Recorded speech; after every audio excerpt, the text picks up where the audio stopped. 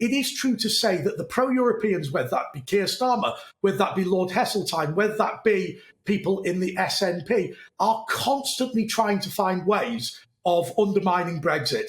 Now, look, I don't think that Boris Johnson can go on forever, but at the same time, you have to recognise that time and time again, this is going to be used as an excuse to try and undermine Brexit. And I'm deeply, deeply concerned about it.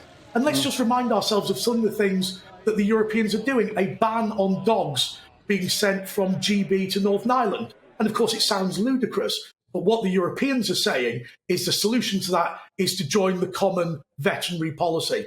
I am telling you, this debate about Brexit will roll on because time and time again, pro-Europeans are going to try and incrementally take us back into the EU. We're always going to have to be vigilant.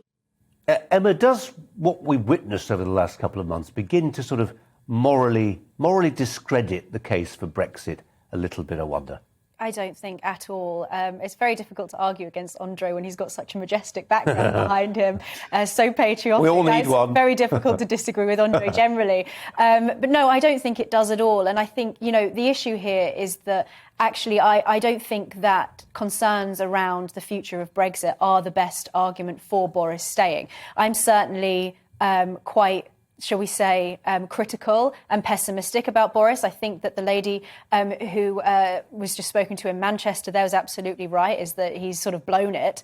But, I don't think that Brexit is really going to be the thing that convinces people to keep Boris around. I think that there are some genuinely important points to be made. For example, that as Jacob Rees-Mogg has pointed out, that the likelihood is there will be MPs who will want to call for another general election if Boris is ousted. I don't think that the general public want that. We're going into what is starting to look like a very serious situation with Russia, and we need some kind of continuity, particularly when the UK is really leading the way in comparison to some of the other European nations on this. There are reasons why I think Boris's premiership, could be and should be potentially extended. I don't think, and perhaps I'm naive, and I hope that it turns out that I'm not naive on this, that Brexit isn't something that we can go back on at this point. I really don't think that there is appetite for that. I think we are far too far down the line for that, and that people like Lord Heseltine and others,